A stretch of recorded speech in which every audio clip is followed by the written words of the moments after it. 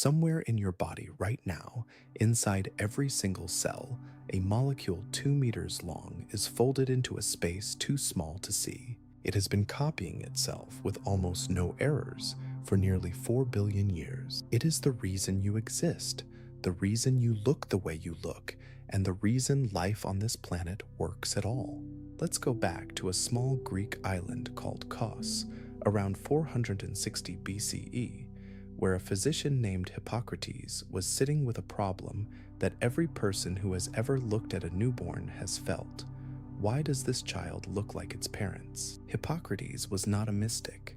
In a world where illness was explained as divine punishment, he insisted on observation, watching patients, recording symptoms, looking for patterns in the physical world. That stubborn empirical instinct is why we still say his name today, why physicians still recite a version of the oath that bears it, but observation alone could only take him so far. So, when he turned his attention to heredity, what he proposed was this. Every organ in the body produces tiny particles, seeds, that travel through the body, collect, and pass to the child during conception. Strong arms in the father meant strong arm seeds in the fluid, and strong arms eventually in the child. He called this pangenesis. It was wrong, completely wrong. But here is why it matters. It was the first recorded attempt to explain heredity as a physical mechanism rather than a divine mystery. Hippocrates looked at the question and said, there must be something material carrying this information. He didn't know what. He didn't have the tools, but the question he was asking is the exact question that would take another 2,300 years to fully answer. That question still echoes. The folk belief that a parent's experiences or habits directly rewrite their children's biology. That is pangenesis in modern clothing. We now know the real answer involves a molecule, not seeds. Though through epigenetics, we've learned the environment does leave marks on how genes are expressed, sometimes across generations. Hippocrates wasn't right, but he was asking exactly the right thing. Hippocrates had a student, in a sense, not directly, but philosophically, a man who disagreed with him respectfully and completely, and whose answer was almost as wrong, but in a more interesting direction. That man was Aristotle. Born in 384 BCE in a small coastal town called Stagira in northern Greece, he would eventually become the most influential thinker of the ancient world, student of Plato, tutor to Alexander the Great, writer on everything from logic to zoology to the nature of the soul. And when he turned his attention to heredity, he looked at Hippocrates' pangenesis and said, this doesn't hold up. His argument was actually quite careful. If every organ sends particles to the reproductive fluid, he asked, why do children sometimes resemble grandparents more than parents? Why do inherited traits sometimes skip generations entirely? Pangenesis couldn't explain that. So Aristotle proposed something different. The male contribution provides the form, the shaping principle, the organizing instruction, while the female contribution provides the matter, the raw material to be shaped. Heredity, in his framework, was less about particles and more about a kind of invisible formative power carried in the blood. He was also wrong. But notice what he added that Hippocrates hadn't: the idea that both parents contribute something, that inheritance involves two inputs, and that the mother's contribution is not merely passive. For his time, that was a meaningful step forward. He died in 322 BCE of a stomach ailment, leaving behind hundreds of texts that would dominate Western thought for nearly 2,000 years. His ideas about blood-carrying hereditary information quietly persisted. You can still hear them in phrases like bloodline and blood relation, words we use casually today without realizing we are quoting a philosopher from ancient Greece. Aristotle's maternal contribution concept has a distant, legitimate echo in modern science. Mitochondrial DNA, The genetic material inside your cell's energy-producing structures is inherited almost entirely through the mother. For roughly 2,000 years after Aristotle, the question of inheritance sat mostly unanswered. People bred crops and livestock and noticed patterns, that certain traits appeared reliably in offspring, that others seemed to vanish for a generation and then reappear. But no one had a mechanism. No one could explain what was physically doing the carrying. Then came the 19th century, and everything began to change, starting with a man on a ship, suffering from chronic seasickness, scribbling notes about finches and tortoises on a remote volcanic archipelago in the Pacific. Charles Darwin was born in 1809 in Shrewsbury, England, and by the time he published On the Origin of Species in 1859, he had spent 20 years quietly accumulating evidence for an idea he found both thrilling and deeply unsettling: that all living species had descended from common ancestors through a process of gradual change driven by natural selection. The individuals best suited to their environment survived and reproduced. Their traits were passed to offspring. Over vast stretches of time, populations changed. New species emerged. It was a revolutionary framework, but it had a problem sitting right at its center, and Darwin knew it. Natural selection requires inheritance. Traits must pass reliably from parent to child, but Darwin had no explanation for how that inheritance actually worked. He even attempted his own version of pangenesis late in life, proposing tiny particles he called gemmules. It didn't work. He couldn't make it convincing, and he knew it. He died in 1882, having given the world the framework for all of modern evolutionary biology, but without ever finding the mechanism his theory so urgently needed. That mechanism had actually already been found by someone Darwin had almost certainly never heard of, working quietly in a monastery garden while Darwin was writing his most famous book. That someone was Gregor Mendel. Born in 1822 in a small farming village in what is now the Czech Republic, Mendel entered the Augustinian monastery in Brno as a young man, not entirely out of religious calling by most accounts, but partly because the monastery offered something his poor farming family couldn't: an education. He was quiet, methodical, and possessed of an unusual combination of patience and mathematical precision that would turn out to be exactly what the question of heredity required. Between 1856 and 1863, in the monastery garden, Mendel grew and crossbred nearly 30,000 pea plants. He tracked 7 distinct traits: seed color, seed shape, pod color, pod shape, flower position, stem length, flower color, across multiple generations, counting offspring with extraordinary care, recording ratios, looking for patterns. And the patterns he found were not vague or approximate, they were exact. When he crossed tall plants with short plants, the first generation was all tall. When he crossed those offspring with each other, the next generation was tall and short, in a ratio of almost precisely 3-to-1 every single time. From this, he concluded that traits are controlled by discrete units.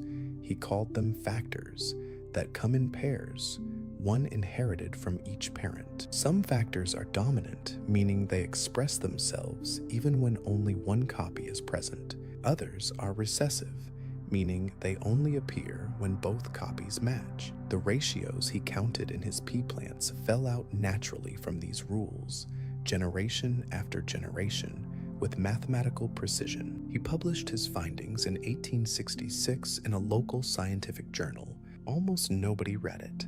The paper was sent to libraries and research institutions across Europe, including, it is believed, to Charles Darwin himself, whose copy was found after his death with the pages uncut, meaning he never opened it. Mendel waited. He became abbot of the monastery in 1868, and the administrative weight of that role gradually consumed the time he had spent in the garden. He He died in 1884 of kidney disease, his work unrecognized, his name unknown outside Brno. 34 years later, 3 scientists working independently would rediscover everything he had found and realize, with some embarrassment, that the answer had been sitting in a published paper since 1866. While Mendel was counting pea plants in Brno, a young Swiss chemist named Friedrich Miescher was working on an entirely different question in a laboratory in Tübingen, Germany. Miescher wasn't interested in heredity. He was interested in proteins, specifically in the proteins found inside white blood cells, which he was studying as part of his work on the chemistry of the cell nucleus. To get enough white blood cells to work with, he arranged a steady supply from a nearby surgical clinic. The source material was pus-soaked bandages, the discarded dressings from post-surgical wounds, soaked through with the immune cells that had flooded to the site of injury. It was unglamorous work, but Miescher was meticulous, and in 1869, while breaking open the nuclei of those white blood cells to study their protein contents, he noticed something that didn't fit. There was a substance in the nucleus that behaved unlike any protein he had encountered. It had an unusually high phosphorus content. It didn't respond to protein-digesting enzymes the way proteins did, and it seemed to be concentrated specifically and consistently in the nucleus itself. He isolated it carefully and named it nuclein. He didn't know what it was for. He noted its unusual chemistry, published his findings, and continued his career, dying of tuberculosis in 1895 at the age of 51, decades before anyone understood the significance of what he had pulled out of those bandages. What he had found sitting in the nucleus of those white blood cells was DNA. That moment, a quiet chemist in a Tübingen lab, working with surgical waste, accidentally isolating the molecule of heredity, is where the physical story of DNA actually begins. Today, every DNA extraction kit used in forensics labs, ancestry testing services, and hospital genetics departments traces its conceptual lineage directly to what Miescher did with those bandages in 1869. Miescher had found the molecule.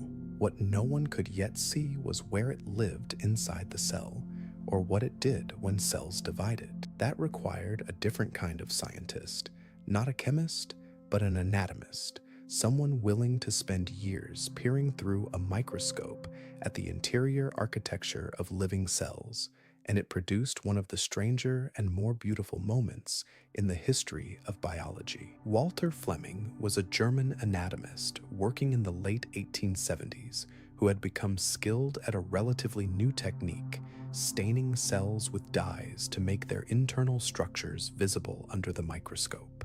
When he applied certain aniline dyes to dividing cells, he noticed something remarkable. Inside the nucleus, thread-like structures appeared, structures that hadn't been visible before the staining, and these threads behaved in a highly organized, precise way as the cell divided. They condensed, lined up, separated, and distributed themselves equally into the 2 new cells with a regularity that suggested they were carrying something important. Fleming named the process mitosis, from the Greek word for thread, and published his observations in 1882. He called the thread-like material chromatin. We now call the organized structures chromosomes. He couldn't connect what he was seeing to Mendel's factors or to Miescher's nuclein. The tools for making that connection didn't exist yet, but he had done something essential. He had made the carriers of heredity visible for the first time. You could now watch, under a microscope, the moment when a cell divided its most carefully organized contents equally between its 2 daughters. Whatever those contents were carrying, the cell clearly considered them worth protecting. By the early 1900s, 3 separate threads were lying on the table. Mendel had shown that hereditary factors follow precise mathematical rules. Fleming had shown that chromosomes behave with extraordinary precision during cell division. And Miescher had isolated a strange phosphorus-rich substance from cell nuclei that nobody had yet connected to either of the other two findings. What was needed was someone who could look at all three threads and see that they were describing the same thing. Two people did this simultaneously, working independently on opposite sides of the Atlantic, studying completely different organisms. Walter Sutton was a young American cytologist studying grasshopper cells at Columbia University. Theodore Boveri was a German biologist studying sea urchin embryos in Bavaria. Both published their conclusions in 1902 and 1903, and both arrived at exactly the same place: the behavior of chromosomes during meiosis. The specialized cell division that produces eggs and sperm mirrors the behavior of Mendel's factors so precisely that they must be the same thing. Genes, whatever they were made of, lived on chromosomes. This was the Sutton-Boveri chromosome theory, and it transformed genetics from an abstract mathematical exercise into a physical science. Mendel's factors now had an address. They were located on structures you could actually see, stain, and count under a microscope. The chromosome theory is why doctors today can diagnose Down syndrome, Turner syndrome, and dozens of other conditions simply by counting and examining a patient's chromosomes. A direct line from two researchers studying grasshoppers and sea urchins at the turn of the 20th century. Knowing that genes lived on chromosomes was one thing. Actually finding where on the chromosomes they lived, giving each gene a specific address, a precise location, required someone willing to breed an enormous number of organisms very quickly and watch carefully for anything unusual. Thomas Hunt Morgan, a geneticist at Columbia University, chose fruit flies. The choice was practical.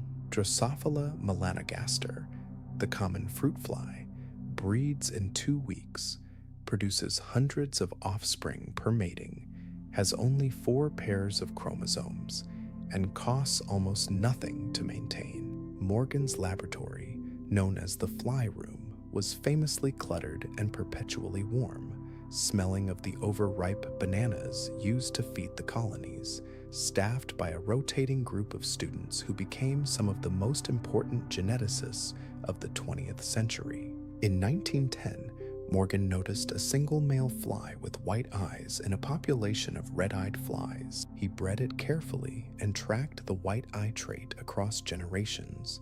And what he found was that the trait didn't follow the simple Mendelian ratios he expected. It was linked to sex, appearing almost exclusively in males. This was the first demonstration of sex-linked inheritance, and it pointed directly to a gene located on the X chromosome.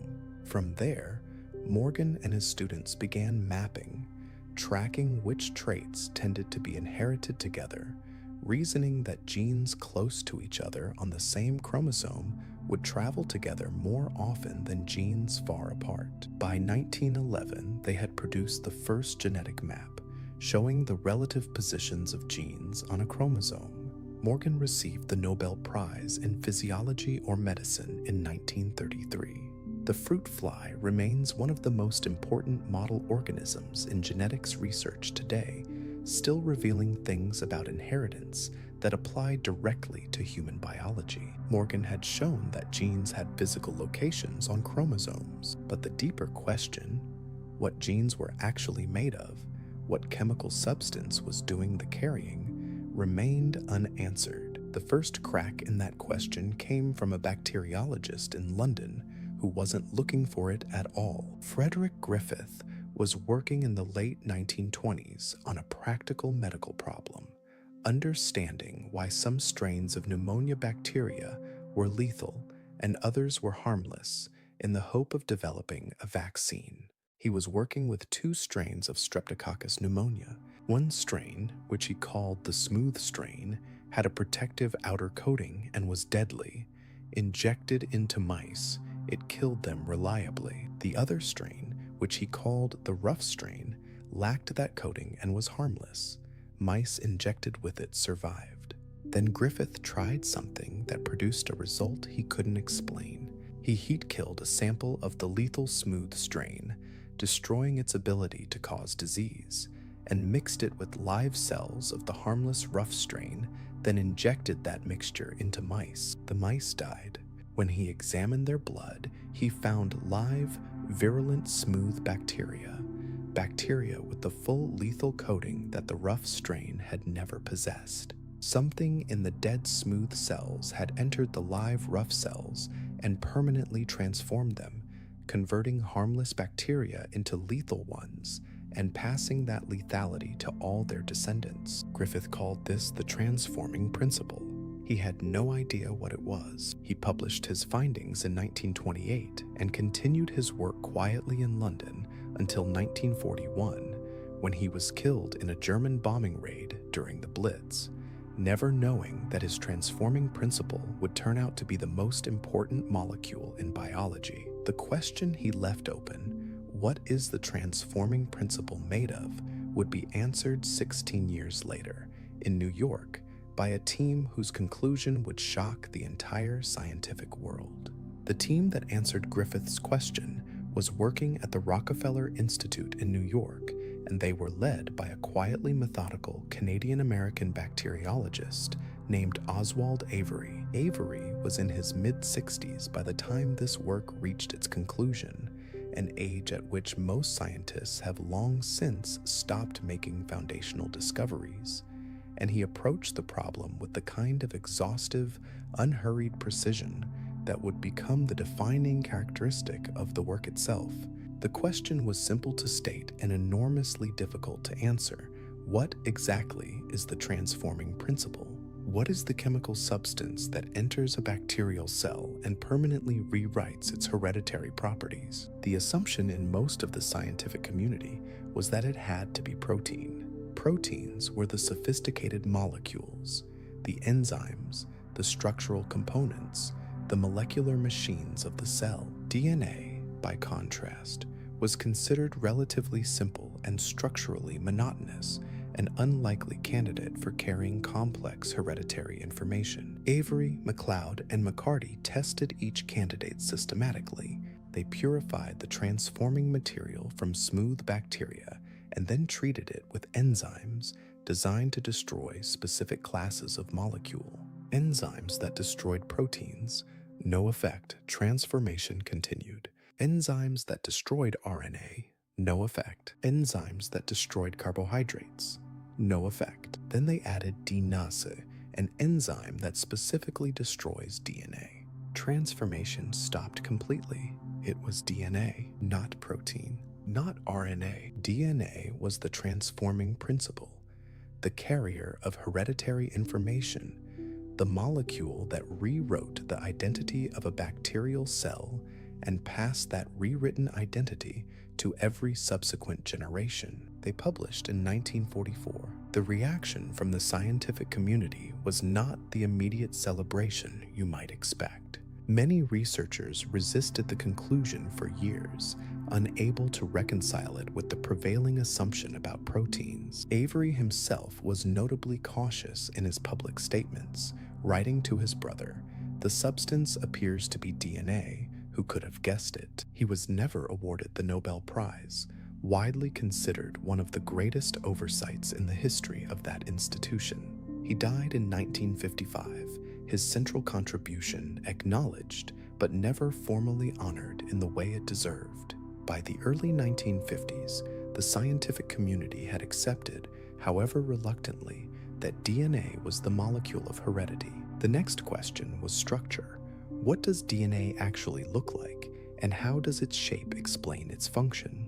Two groups were working on this problem simultaneously, in Cambridge and in London, and the story of how it was resolved is one of the most painful in the history of science. Rosalind Franklin arrived at King's College London in 1951 as an expert in X-ray crystallography, a technique that works by firing X-rays at a crystallized substance and analyzing the pattern of diffraction to deduce the molecule's three-dimensional structure. It was extraordinarily demanding work, requiring both technical precision and a sophisticated mathematical intuition for interpreting the resulting images. Franklin was exceptionally good at it. King's College was not a welcoming environment. Female researchers ate in a separate cafeteria. The prevailing culture was one Franklin found cold and exclusionary, and her relationship with her colleague Maurice Wilkins was marked from the beginning by a fundamental misunderstanding. Wilkins believed she had been assigned as his assistant. Franklin understood herself to be an independent researcher. They worked in the same building on the same problem and barely spoke. Despite this, Franklin produced the work. In May 1952, she captured an X-ray diffraction image of DNA that was clearer, more precise, and more information-rich than anything produced before. It was designated Photo 51. The image showed, unmistakably, the characteristic cross-shaped diffraction pattern of a helix, and from it, a skilled crystallographer could extract precise measurements of the molecule's dimensions, its repeat distance, its diameter, the angle of its twist. Franklin was working carefully toward a full structural model she had not yet published. Then, without her knowledge or consent, Maurice Wilkins showed Photo 51 to James Watson during a visit to King's College in January 1953. Watson, by his own later account, immediately recognized its significance. The measurements he took away from that image, the dimensions of the helix, the spacing of the base pairs, were critical to the model he and Francis Crick completed in the weeks that followed. Franklin died of ovarian cancer in April 1958 at 37 years old. The cancer was almost certainly caused by her years of X-ray exposure. 4 years later, in 1962, the Nobel Prize in Physiology or Medicine was awarded to Watson, Crick, and Wilkins for the discovery of DNA structure. The Nobel is not awarded posthumously. Franklin's name was not mentioned in the acceptance speeches. Her notebooks, examined after her death, show that she was close, very close, to the structure independently. She had the data. She had the analytical framework. She was working methodically toward the same answer without needing anyone else's photograph, without needing to take anything that wasn't hers. Think about that for a second. On April 25th, 1953, the journal Nature published a 2-page paper by James Watson and Francis Crick titled, "A Structure for Deoxyribose Nucleic Acid." It is one of the most consequential 2 pages in the history of science, and it contains one of the most understated sentences ever written in a scientific paper. It has not escaped our notice that the specific pairing we have postulated immediately suggests a possible copying mechanism for the genetic material. What Watson and Crick proposed was a double helix, 2 long strands of nucleotides wound around each other in a right-handed spiral like a twisted ladder. The 2 outer rails of the ladder were made of alternating sugar and phosphate groups. The rungs connecting them were pairs of chemical bases reaching toward each other from opposite strands, bonded by weak hydrogen bonds. And crucially, the bases paired in a specific, non-random way. Adenine always paired with thymine, and guanine always paired with cytosine. That last detail was everything. It meant that the 2 strands of the helix were not identical but complementary, each one a precise mirror of the other. And if the 2 strands could be separated, each one carried enough information to rebuild its partner from scratch. The structure of the molecule explained, in a single elegant image, both how genetic information could be stored stably and how it could be copied faithfully every time a cell divided. Watson was 25 years old when the paper was published. Crick, at a pub in Cambridge the evening of their breakthrough, reportedly announced to the other patrons that they had discovered the secret of life. The Nobel Prize came in 1962, shared with Maurice Wilkins. The double helix is now so embedded in culture that it appears in logos and sculptures and the names of biotech companies. Every molecular biology technique developed in the 70 years since that paper, sequencing, PCR, gene editing, gene therapy, rests on the foundation of what those 2 pages described. Watson and Crick's paper had proposed, almost in passing, that the complementary structure of the double helix suggested a copying mechanism, that the 2 strands could separate and each could serve as a template for building a new partner strand. It was a beautiful idea, but it was still just an idea, and there were competing theories about how DNA replication might actually work. Proving which one was correct required an experiment, and in 1958, 2 American scientists at Caltech designed one that has since been called the most beautiful experiment in biology. Matthew Meselson and Franklin Stahl grew bacteria in a growth medium containing a heavy isotope of nitrogen, nitrogen-15, so that all the DNA in those bacteria became uniformly heavy and dense. Then they transferred the bacteria to normal medium containing the lighter nitrogen-14 and allowed them to divide once. If Watson and Crick's semi-conservative model was correct, each new DNA molecule retaining 1 original strand and 1 newly synthesized strand, then after 1 round of replication, all the DNA should be of intermediate density, exactly halfway between heavy and light. They separated the DNA by density using a high-speed centrifuge. Every molecule landed in exactly the intermediate position. 1 generation later, the DNA split into 2 bands, half intermediate, half light, exactly as the semi-conservative model predicted. The experiment was unambiguous, clean, decisive.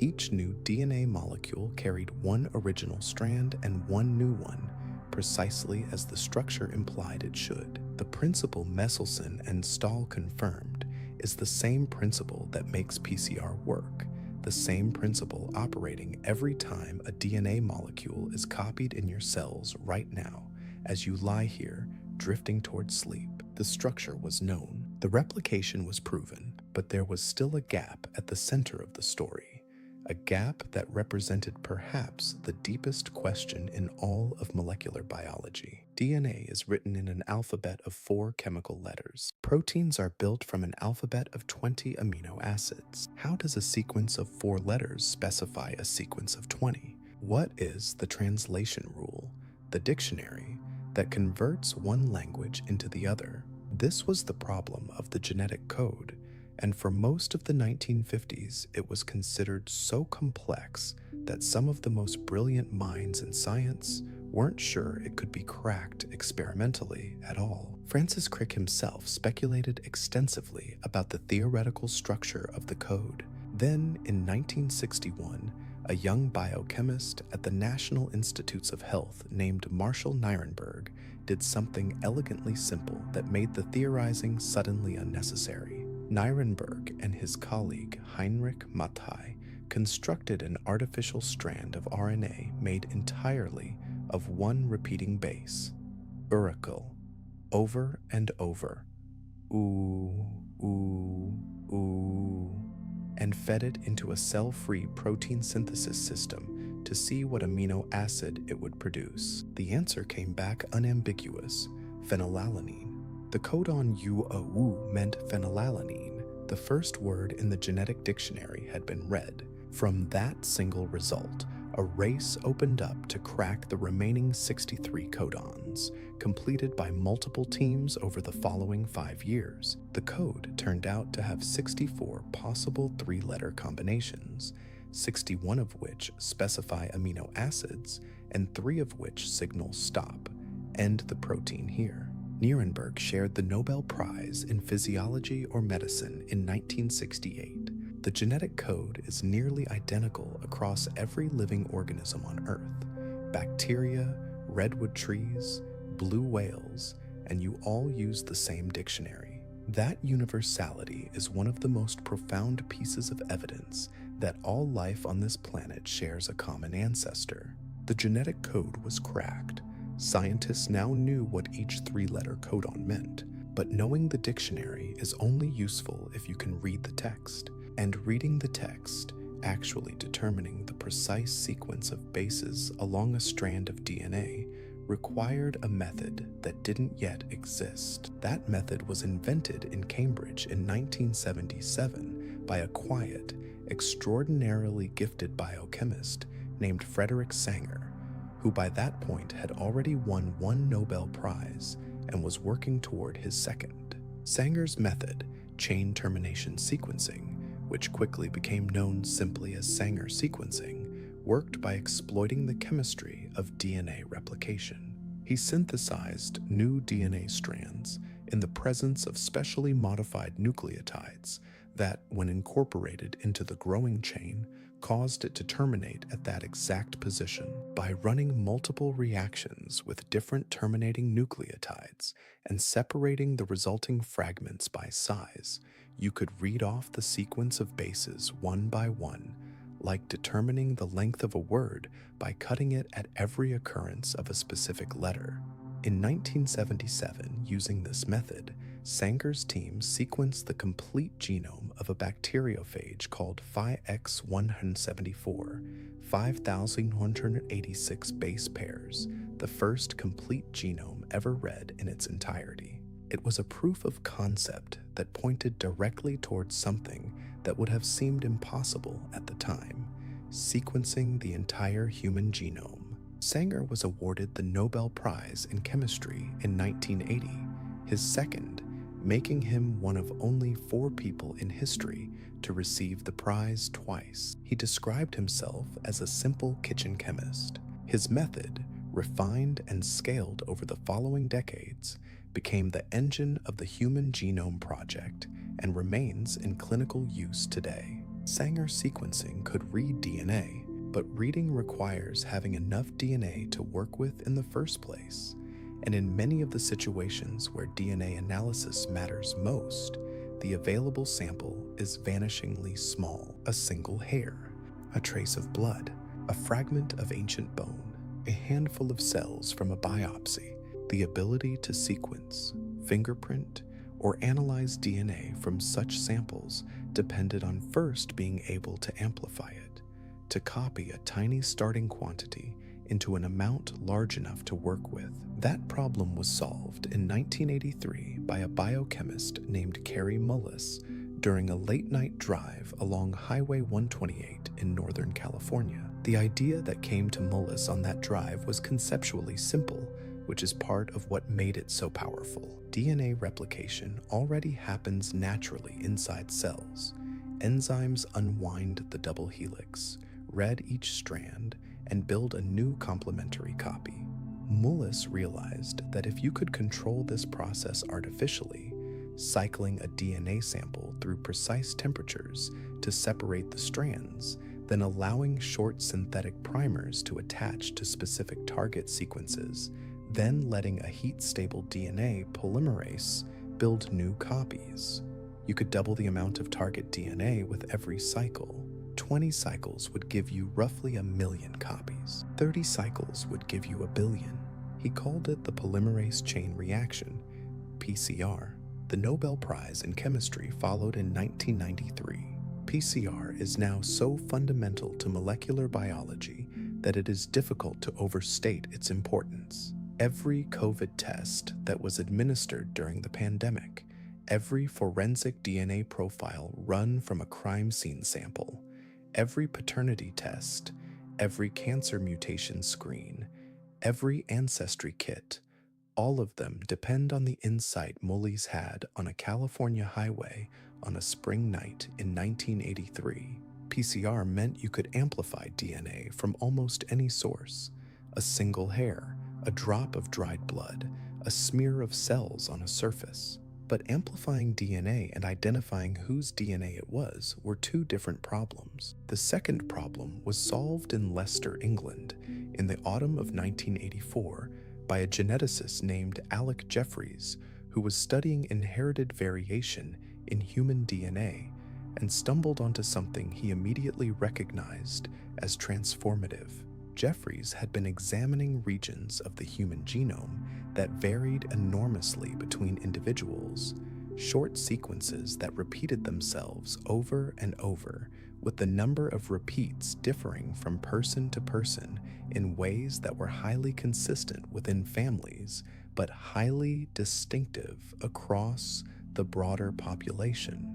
When he developed a way to visualize these variable regions simultaneously, the result was a pattern of bands, dense and complex, unique to each individual, that looked, he thought, like a barcode. He called it a DNA fingerprint. The first criminal application came in 1986 in a case involving the murders of two teenage girls in Leicestershire. DNA fingerprinting first exonerated a man who had falsely confessed, then identified the actual perpetrator from a mass screening of thousands of local men. The first time DNA evidence had ever been used to both free an innocent person and convict a guilty one in the same investigation. Today, the FBI's CODIS database uses 20 or more STR loci, short tandem repeat regions, a refined version of what Jeffries identified, to generate profiles so statistically unique that the probability of a coincidental match between two unrelated individuals is approximately 1 in a quadrillion. DNA fingerprinting could identify individuals. Sanger sequencing could read genes. PCR could amplify any target sequence. By the late 1980s, the tools existed to do something that would have seemed like science fiction a decade earlier, to read the entire human genome, all 3 billion base pairs of it, from beginning to end. The question was whether the scale of the undertaking was actually achievable and whether it was worth the cost. The Human Genome Project officially began in 1990, coordinated across 20 research institutions in 6 countries, led on the American side by Francis Collins at the National Institutes of Health. The original timeline was 15 years and $3 billion, roughly $1 per base pair. It was the largest coordinated effort in the history of biology, and it proceeded for most of the 1990s as a methodical, internationally collaborative endeavor until a private company called Celera Genomics, led by the entrepreneur and scientist Craig Venter, announced in 1998 that it intended to sequence the human genome faster, cheaper, and alone. The resulting race accelerated both efforts dramatically. In June 2000, in a ceremony at the White House attended by both Collins and Venter, a draft human genome was announced, incomplete, with gaps, but covering the vast majority of the protein coding regions. The finished sequence, covering approximately 92% of the genome, was declared complete in April 2003, 50 years almost to the month after Watson and Crick's double helix paper. What the genome revealed was humbling in several directions at once. There were only approximately 20 to 25,000 protein coding genes, far fewer than most researchers had predicted, and not many more than a fruit fly. Only 1 to 2% of the genome encoded proteins at all. The rest was something else: regulatory sequences, repetitive elements, ancient viral remnants, sequences of unknown function that the popular press immediately labeled junk DNA, a label that would turn out to be substantially wrong. The cost of sequencing a human genome in 2003 was approximately $3 billion. Today, it is under 1,000. The Human Genome Project gave science a complete parts list for the human body. What it didn't provide was the ability to edit that list, to go into a living cell, find a specific sequence among 3 billion base pairs, and change it deliberately and precisely. That capability arrived in 2012, built from an unlikely source, the immune system of bacteria. Bacteria, it turns out, have a primitive form of immune memory. When a bacterium survives a viral infection, it can store short fragments of the virus's DNA in a region of its own genome, organized around repeated sequences. Sequences that researchers had noticed as far back as the 1980s without understanding their function. These regions were called CRISPR, clustered regularly interspaced short palindromic repeats. If the same virus attacked again, The bacterium could use those stored fragments as a guide to locate and destroy the matching viral DNA, using a protein called Cas9 as the cutting tool. Jennifer Doudna at the University of California, Berkeley, and Emmanuel Charpentier, then in Sweden, realized in 2012 that this bacterial defense system could be repurposed as a programmable gene editing tool for any organism.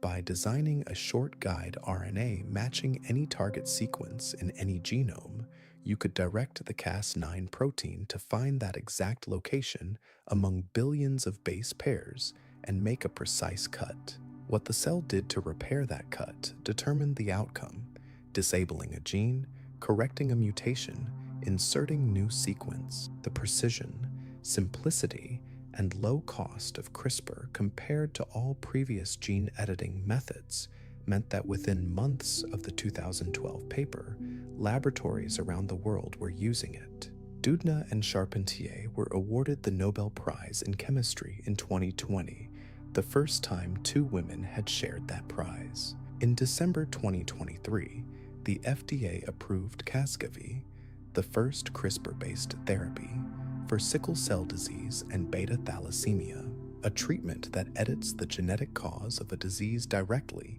at its source in a patient's own cells. That takes us from ancient Greece to the present.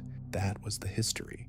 Now let's actually learn the thing. Everything you've heard so far, Mendel's pea plants, Franklin's photograph, the double helix, the Genome Project, CRISPR, all of it rests on a foundation of 4 molecules, 4 chemical letters. That's the bottom of the entire structure, and that's where we're going to start, with the individual unit that DNA is built from, called a nucleotide.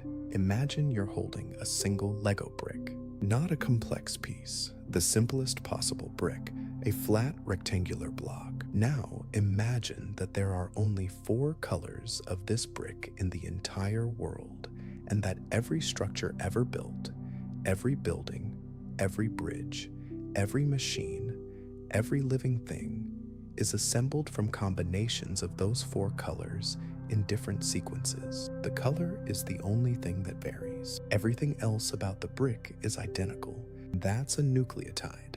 A nucleotide is the basic repeating unit of DNA, the monomer, to use the chemistry term, that polymerizes into the long chain we call a DNA strand. Each nucleotide has 3 components. First, a 5-carbon sugar molecule called deoxyribose. This is the structural backbone piece, identical in every nucleotide.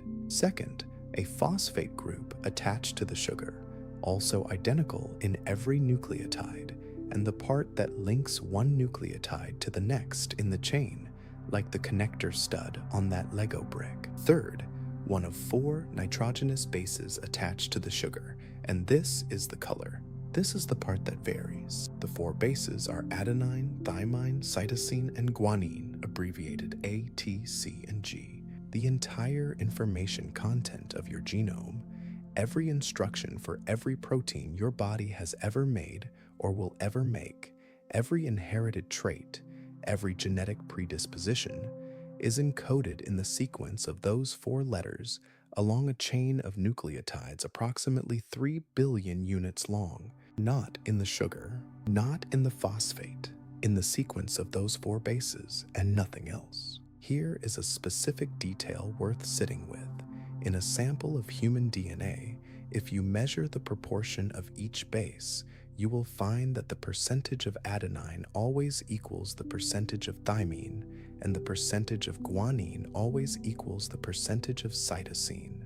This was Erwin Chargaff's observation, published in 1950, and it was one of the critical clues that led Watson and Crick to the double helix, because it implied that A and T were somehow always paired, and G and C were always paired, in a way that the structure of the molecule would have to explain.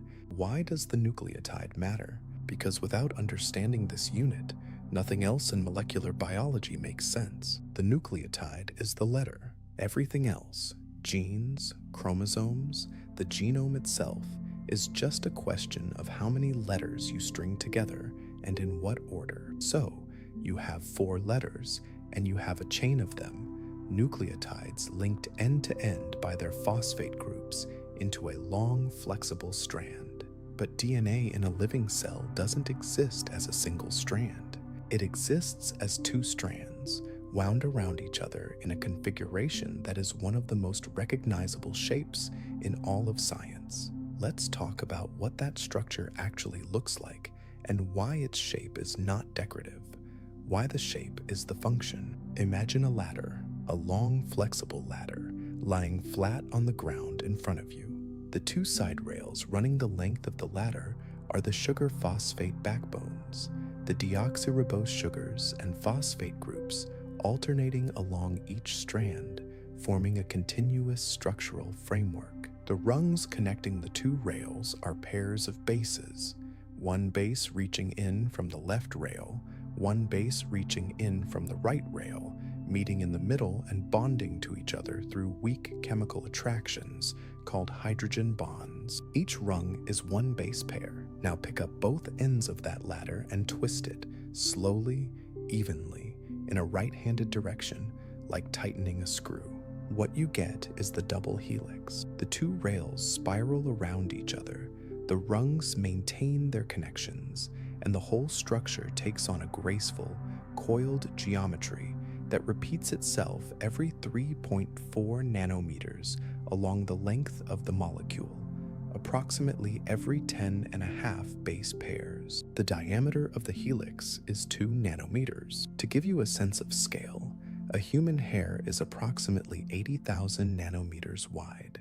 The DNA double helix is 40,000 times thinner than a single strand of your hair, and yet it carries the complete instructions for building and operating a human being. 2 details about the structure are worth understanding because they matter for everything that follows. The first is that the 2 strands run in opposite directions, what chemists call anti-parallel orientation. One strand runs in the direction designated 510 to 310, and the other runs 310 to 5, like 2 parallel roads with traffic flowing in opposite directions. This directionality governs how DNA is copied and how it is read. The second detail is that in living cells, DNA is not a relaxed, open ladder. It is supercoiled, compressed, and wrapped tightly around protein spools called histones, allowing 2 meters of molecule to fit into a nucleus 6 micrometers across. The shape of the helix explains 3 things simultaneously: how genetic information is stored stably, how it can be copied accurately, and how one strand can always be used to reconstruct the other if damage occurs. The structure is the mechanism. The ladder, twisted, is already the answer to the question of how life preserves and transmits information across time. The double helix has 2 strands connected by base pairs at every rung, but we haven't yet explained the rule that governs which bases pair with which, and that rule is not arbitrary. It is precise, chemically enforced, and it is the reason the entire system works. Imagine a set of puzzle pieces where the shapes have been designed so that only certain combinations fit together, not by convention, not by labeling, but by physical geometry. One shape can only dock with one other shape, and no amount of force will make mismatched pieces connect properly. That is base pairing. Adenine pairs with thymine, and guanine pairs with cytosine, always, without exception, because the molecular shapes and the hydrogen bonding chemistry work for those combinations and no others. Adenine and thymine form 2 hydrogen bonds when they meet across the helix. Guanine and cytosine form 3. The 3-bond GC pair is slightly stronger than the 2-bond AT pair, which is why DNA sequences with a high proportion of G and C tend to be more thermally stable. They require more energy to separate. This difference in bond strength matters in practical applications. PCR primers, for instance, are designed with attention to their GC content because it affects the temperature at which they bind to their target sequence. The deeper consequence of base pairing is this: if you know the sequence of one strand, you automatically know the sequence of the other. They are not identical, they are complementary. A on one strand means T directly across from it on the other. C means G across from it. The two strands carry the same information in two different chemical forms, each one a complete mirror of the other. This is Chargaff's rules made structural.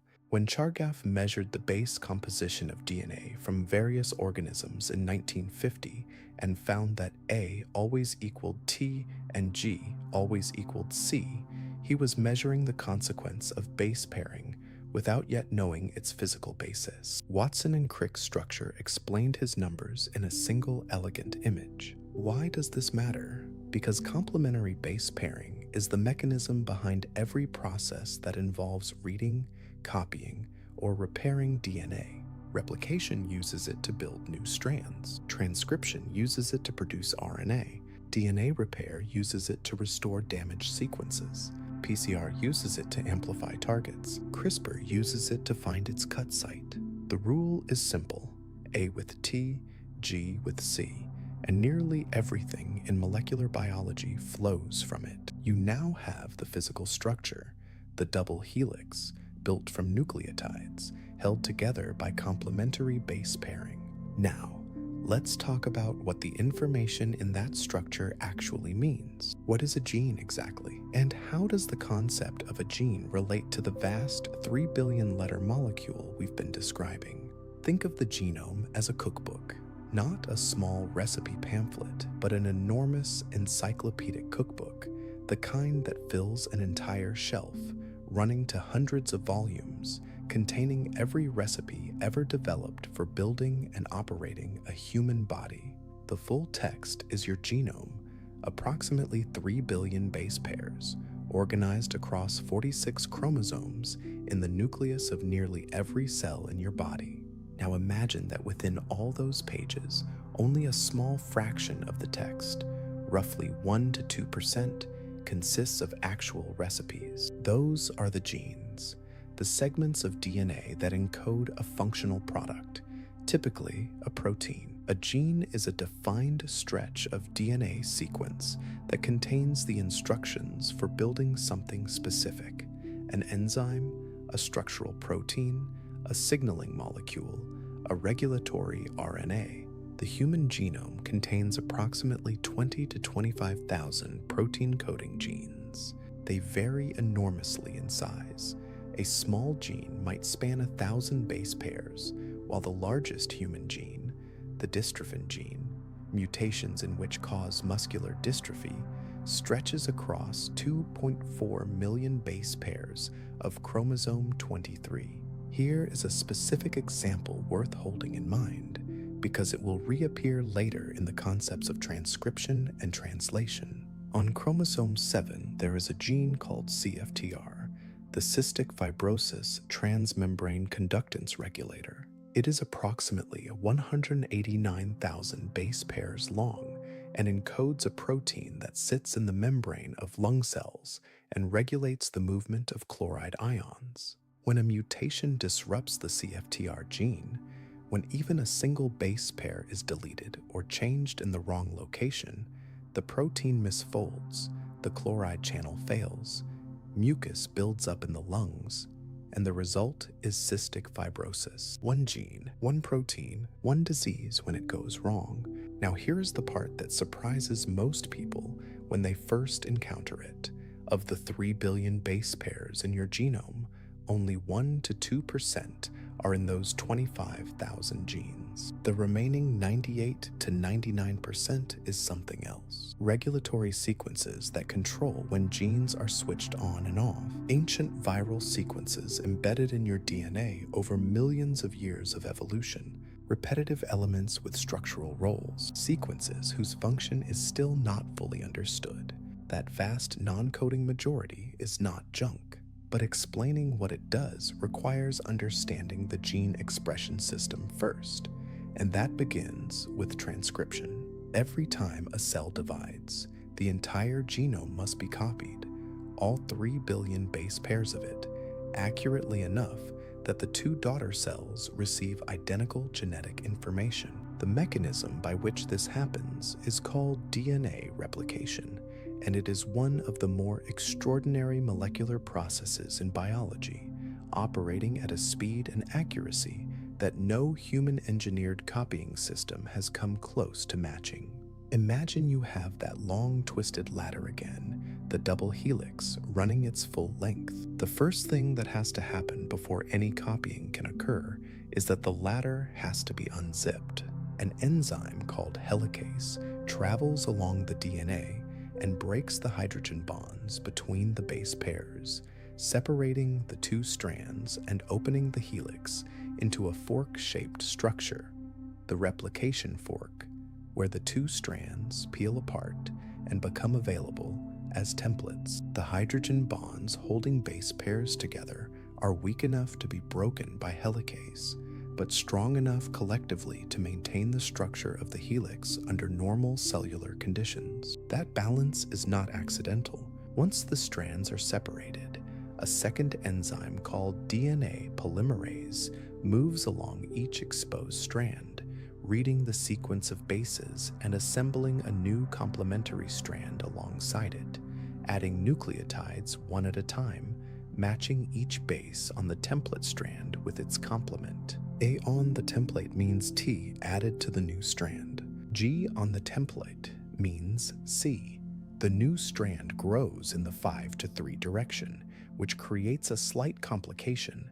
Because the two template strands run in opposite directions, one new strand can be synthesized continuously, the leading strand, while the other must be built in short fragments that are later joined together. These fragments are called Okazaki fragments, and a separate enzyme called ligase stitches them into a continuous strand once synthesis is complete. The accuracy of this process is almost incomprehensible. DNA polymerase makes roughly one error per 100,000 base pairs as it works, but it also carries a proofreading function, checking each newly added nucleotide against the template and removing incorrect insertions before continuing. After proofreading, the error rate drops to approximately one mistake per 10 billion base pairs. Your cells divide trillions of times over the course of your life, copying 3 billion base pairs each time, with an error rate of 1 in 10 billion. When errors do slip through, they become mutations, sometimes harmless, occasionally the first step toward cancer, rarely the source of a variation that turns out to be advantageous in some future environment. Replication doesn't start at one end of a chromosome and proceed to the other. It initiates simultaneously at thousands of points along the DNA called origins of replication, with multiple replication forks moving outward in both directions from each origin, allowing the entire genome to be copied in a matter of hours rather than years. Replication copies the genome so it can be passed to daughter cells. But the information in the genome also needs to be read, converted into the proteins that actually do the work of the cell. That conversion happens in 2 steps, and the first step is transcription, the process by which the sequence of a gene is copied into a molecule of RNA. Picture the genome as that enormous cookbook again, locked in the library of the cell nucleus, too valuable and too large to be taken into the kitchen directly. What the cell does instead is send a copying clerk, RNA polymerase, into the library to find a specific recipe and transcribe it onto a portable note card.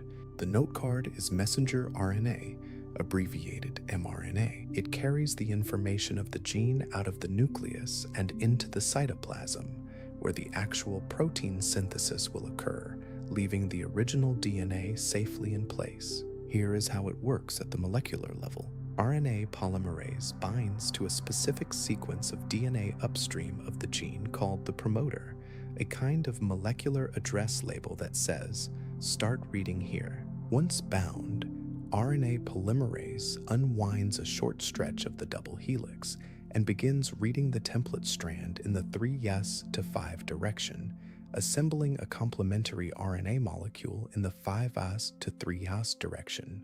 The chemistry is essentially the same as DNA replication, with two differences.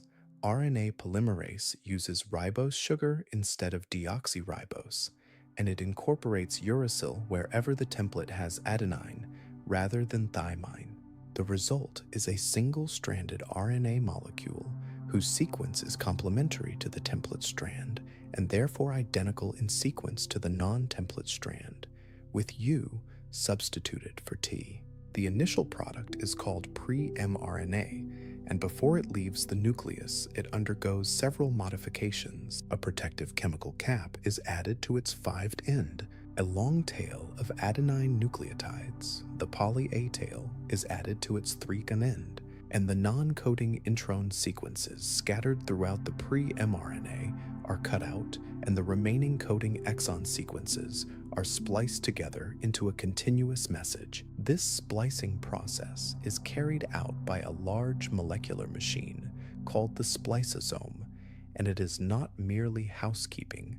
Alternative splicing, in which different combinations of exons are joined in different cell types, allows a single gene to produce multiple distinct protein variants. Approximately 95% of human genes are alternatively spliced, which is a significant part of how 25,000 genes generate the complexity of a human body. The mature mRNA, capped and tailed and spliced, is then exported through pores in the nuclear membrane into the cytoplasm, where it will be read by the ribosome.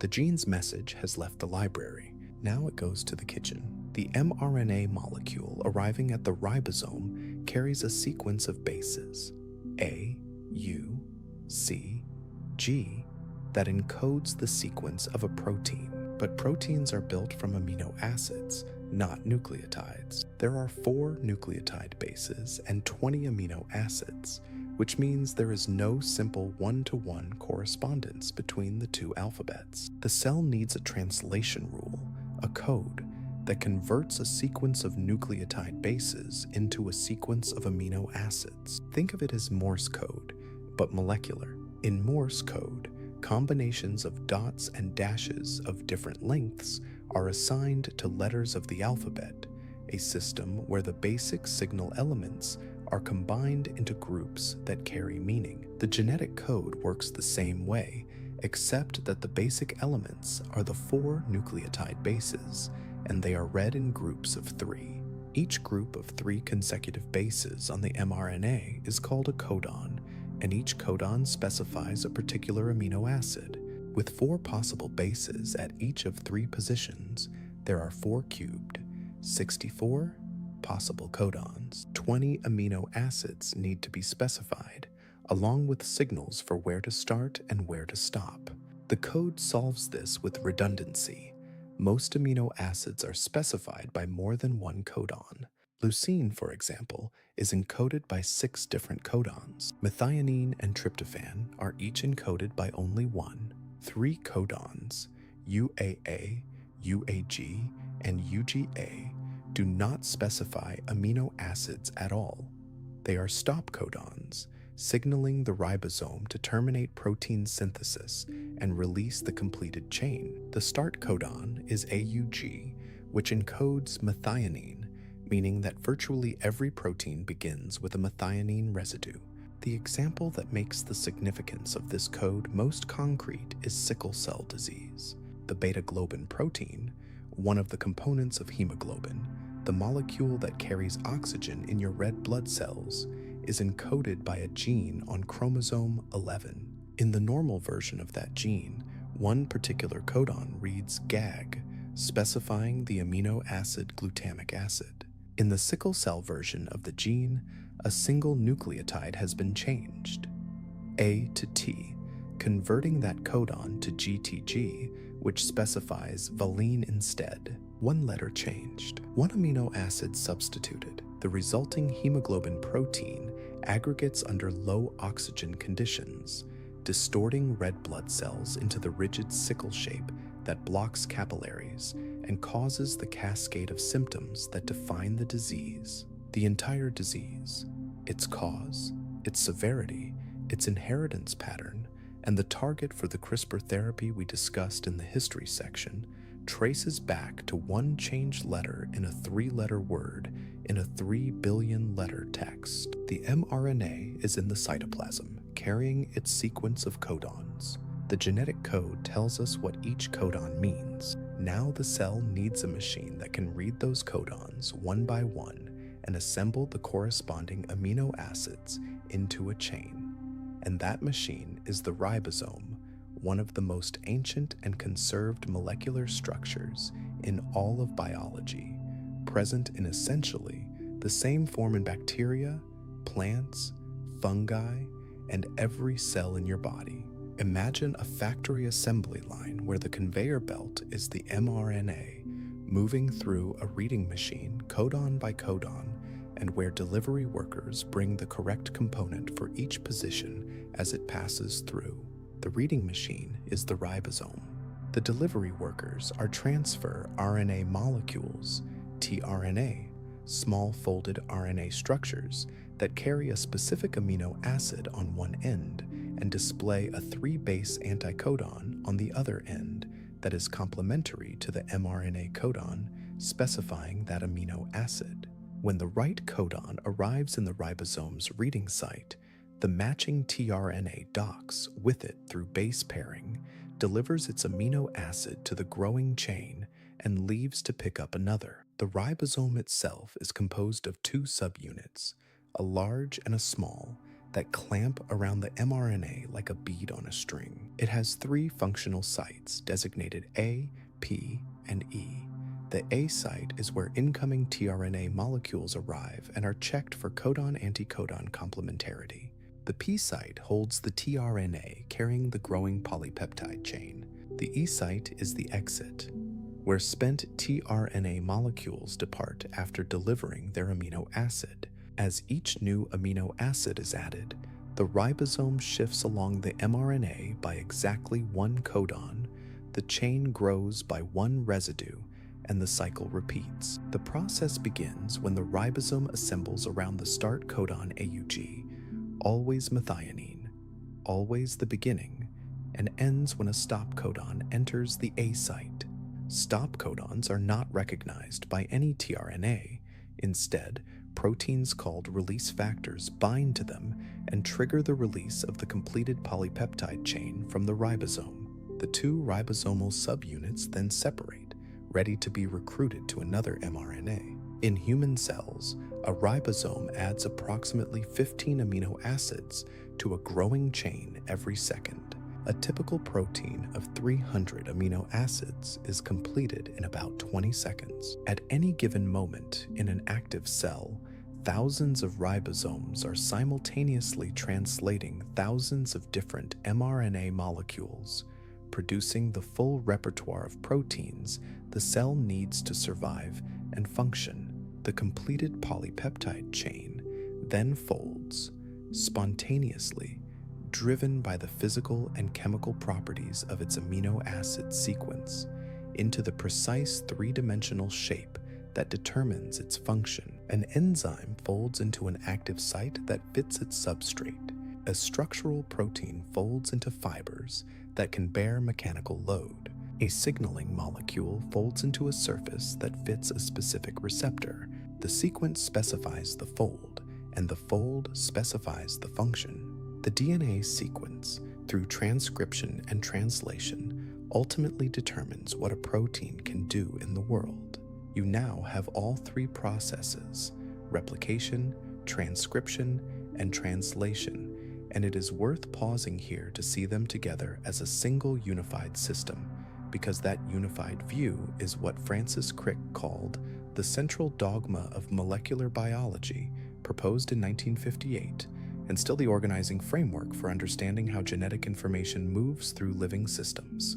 Think of it as a one-way factory with 3 departments. In the first department, the blueprint, DNA, is copied to produce more blueprints. This is replication, DNA directing the synthesis of DNA, ensuring that every new cell receives a complete copy of the genome.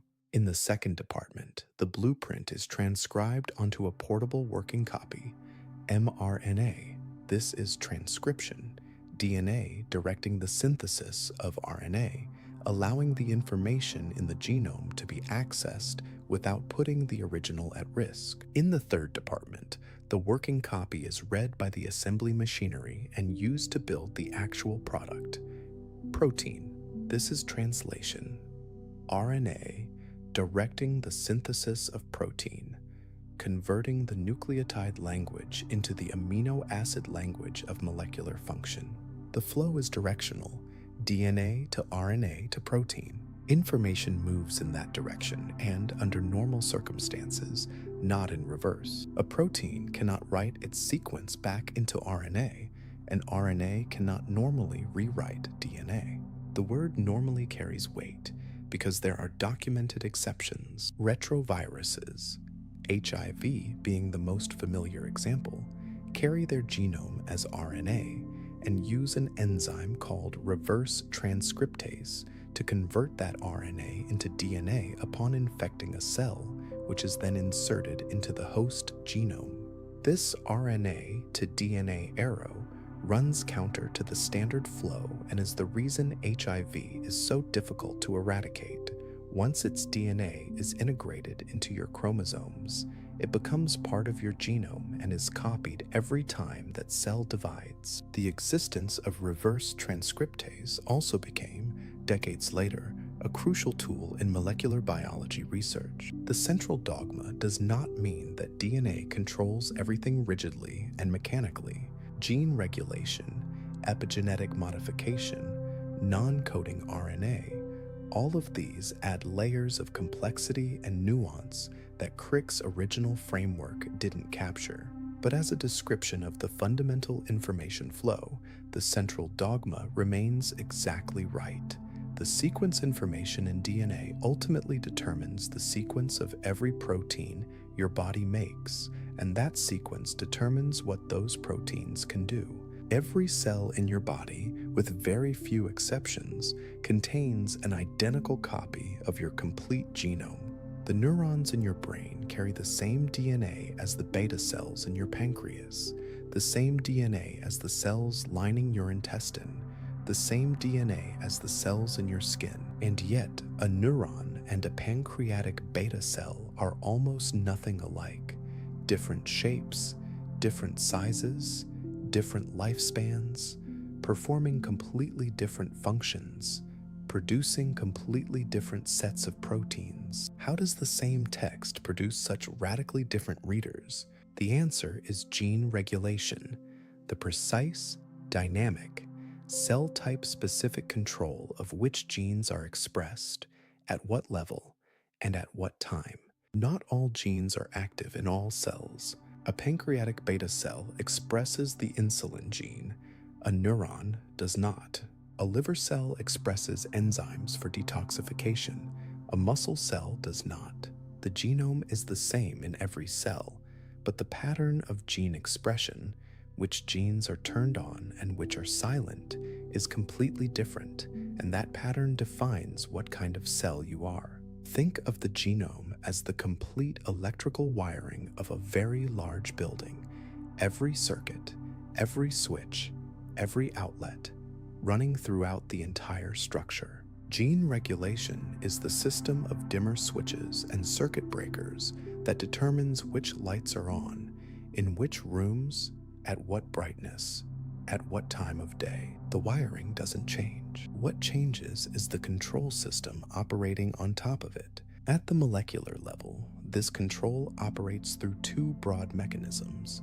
The first is transcription factor binding, proteins that recognize specific DNA sequences near genes, promoters and enhancers, and either recruit RNA polymerase to begin transcription or block its access. A cell that needs to produce insulin activates the transcription factors that bind the insulin gene's promoter. A cell that doesn't need insulin simply doesn't activate those factors, and the gene sits silent. The second mechanism is epigenetic modification, chemical marks added to the DNA itself or to the histone proteins around which DNA is wound without changing the underlying nucleotide sequence. DNA methylation involves the addition of a methyl group to cytosine bases, typically at CG dinucleotides, and generally silences nearby genes by making the DNA less accessible to transcription machinery. Histone acetylation adds acetyl groups to histone proteins, loosening the tight packaging of DNA around histones and making genes more accessible.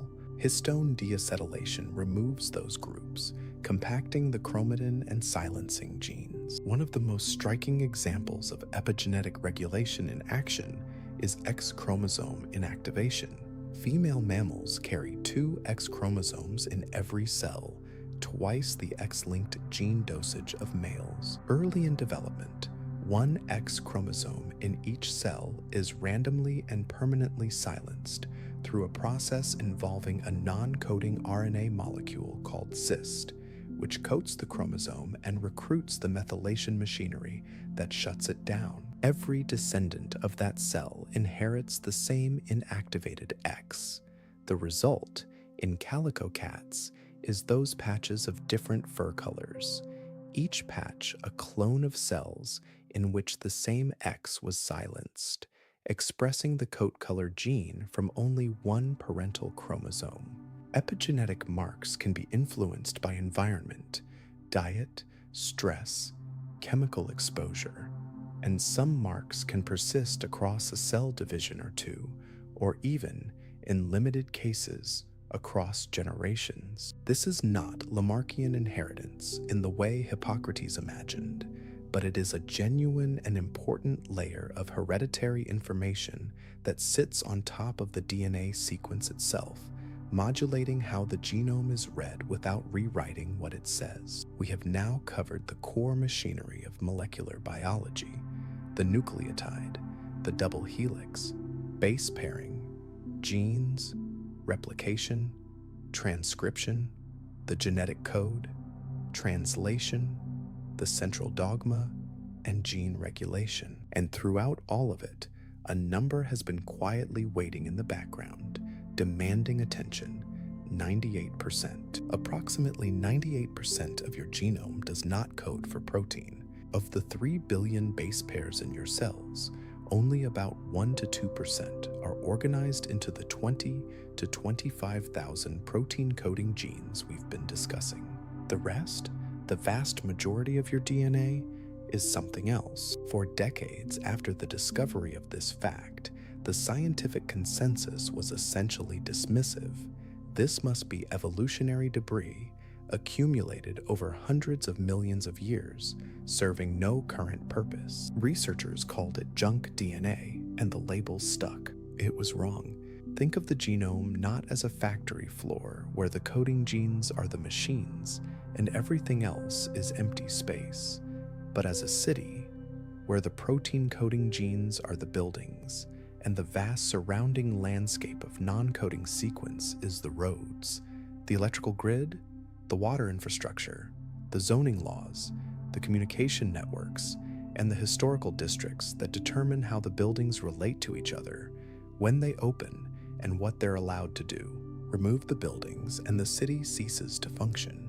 But remove the infrastructure and the buildings become useless, isolated structures with no power, no access, and no coordination. The non-coding genome contains several distinct categories of sequence. Introns are non-coding stretches embedded within genes themselves, interrupting the coding sequence and spliced out of pre-mRNA before translation. Regulatory elements, promoters, enhancers, silencers, insulators, are sequences that control when and where genes are expressed, sometimes acting from millions of base pairs away from the gene they regulate. Transposable elements, sometimes called jumping genes, are sequences derived from ancient viruses and mobile genetic elements that have copied themselves throughout the genome over evolutionary time and now constitute approximately 45% of your DNA. Pseudogenes are the remnants of once functional genes that have accumulated mutations and lost their original purpose, evolutionary fossils embedded in your genome. The ENCODE Project, the Encyclopedia of DNA Elements, spent over a decade systematically mapping the biochemical activity of the human genome and reported in 2012 that approximately 80% of the genome shows some form of biochemical activity. Not all of that activity is functional in a biologically meaningful sense, and the interpretation of ENCODE's findings remains debated. But the conclusion that most researchers now accept is clear: the non-coding genome is not junk.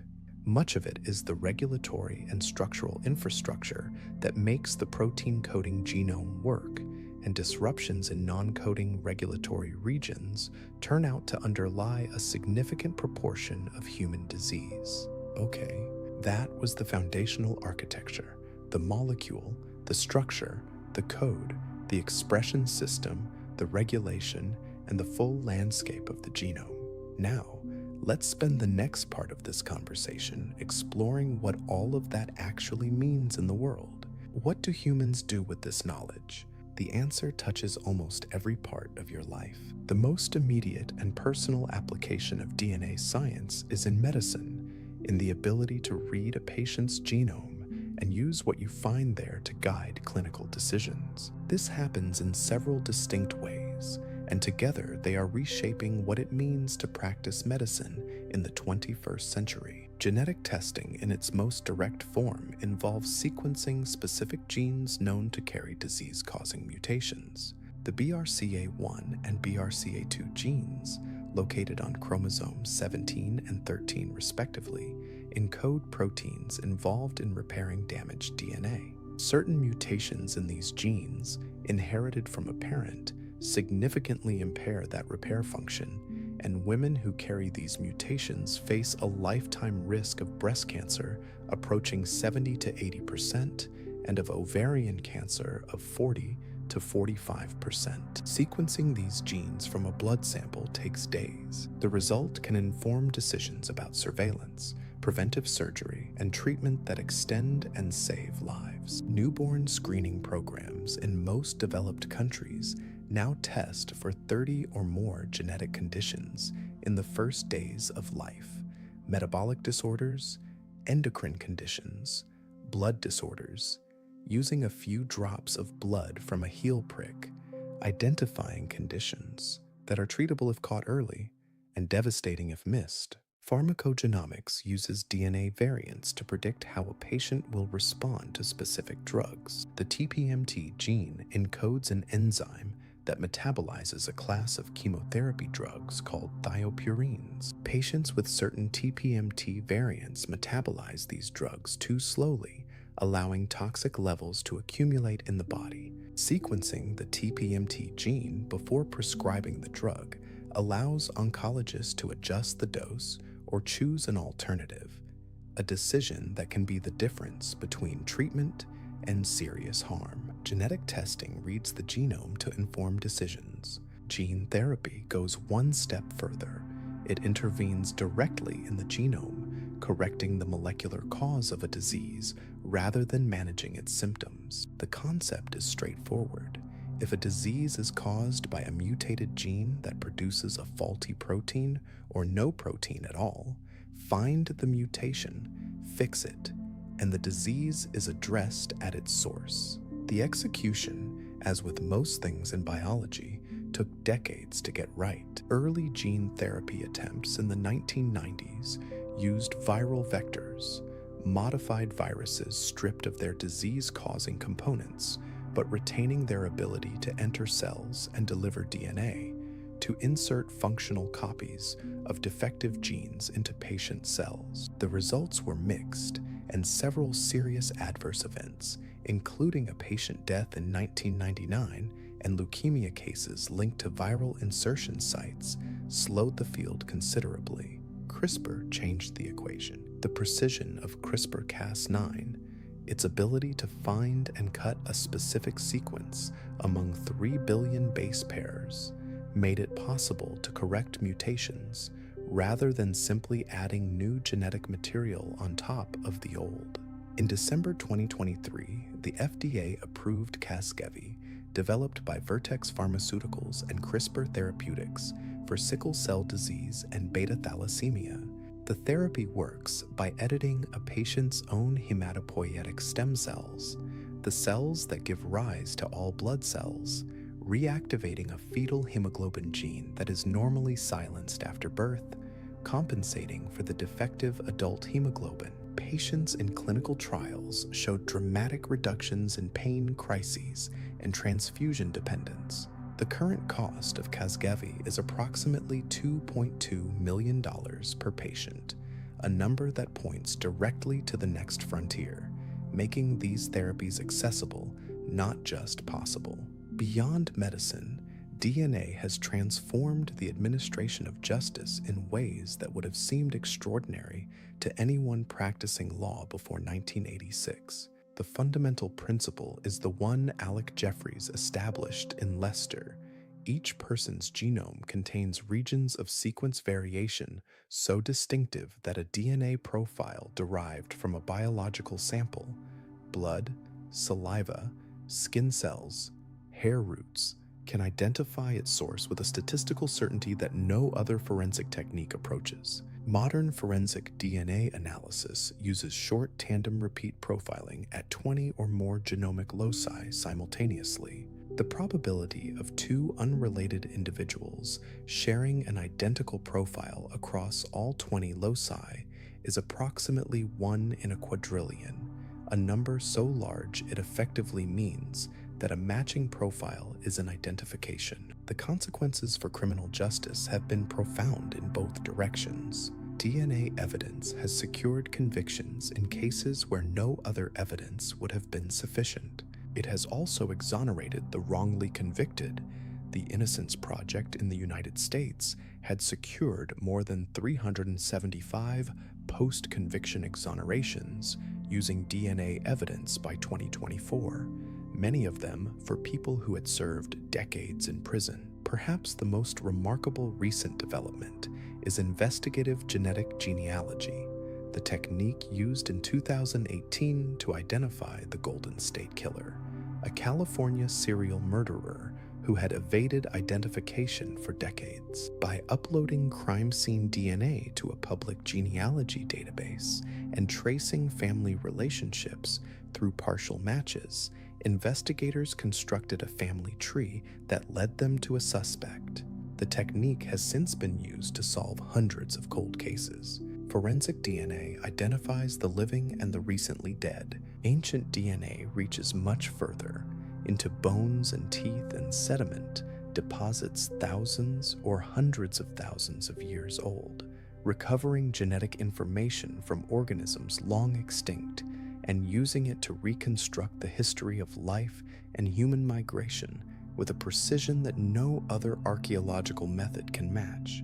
The field was largely created by Svante Pääbo, a Swedish geneticist at the Max Planck Institute for Evolutionary Anthropology in Leipzig, who spent decades developing the techniques needed to extract, authenticate, and sequence DNA from ancient specimens, overcoming the twin problems of DNA degradation over time and contamination from modern human handlers. In 2010, Pääbo's team published a draft sequence of the Neanderthal genome, assembled from bone fragments recovered from a cave in Croatia. The analysis revealed something that had not been suspected. Modern humans outside of Africa carry approximately 1 to 4% Neanderthal DNA, the genetic legacy of interbreeding events that occurred roughly 50,000 years ago when anatomically modern humans migrated out of Africa and encountered Neanderthal populations in Europe and Western Asia. Pääbo received the Nobel Prize in Physiology or Medicine in 2022 for this work. The oldest DNA yet sequenced came not from bone, but from permafrost sediment in Greenland, dating to approximately 2 million years ago, predating our own genus entirely, recovered from the frozen soil of an ancient ecosystem that no living person has ever seen. Ancient DNA looks backward through time. Environmental DNA, eDNA, looks sideways into the living world immediately around us, detecting the presence of organisms through the genetic material they shed continuously into their surroundings without requiring anyone to actually find, catch, or disturb them. Every living organism leaves DNA behind in shed skin cells, in mucus, in feces, in saliva, in the microscopic cellular debris that sloughs off into water and soil in the course of ordinary existence. A water sample collected from a lake or river contains a complex mixture of DNA fragments from every organism that has recently been present in or near that water: fish, amphibians, invertebrates, plants, microorganisms. By extracting that DNA, amplifying specific target sequences using PCR, and comparing the results against reference databases, researchers can produce a detailed inventory of the species present in an ecosystem without a single organism being captured or observed directly. The practical applications are significant. Conservation biologists use eDNA to survey for rare and endangered species in habitats where direct observation is difficult. Invasive species monitoring programs, including efforts to detect Asian carp in the Great Lakes before established populations form, rely on eDNA sampling as an early warning system. Regulatory agencies are beginning to incorporate eDNA data into environmental impact assessments, using genetic signatures in water and soil to evaluate ecosystem health at landscape scale. DNA science has not stayed in the laboratory or the clinic.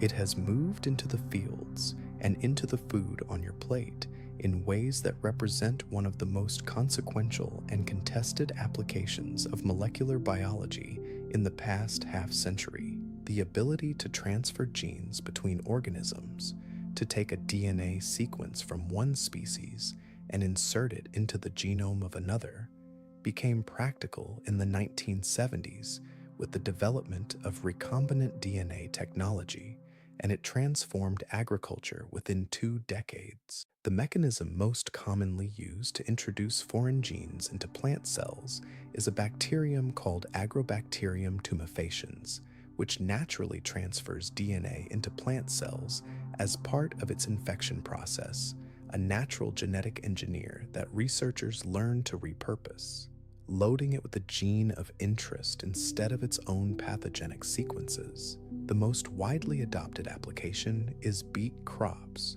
plants engineered to carry a gene from the soil bacterium Bacillus thuringiensis that encodes a protein toxic to specific insect larvae but harmless to humans, birds, and most other organisms. Bt maize and Bt cotton are now grown on hundreds of millions of hectares globally, reducing insecticide use and increasing yields in regions where insect damage was previously a major constraint. Golden rice is a more targeted example.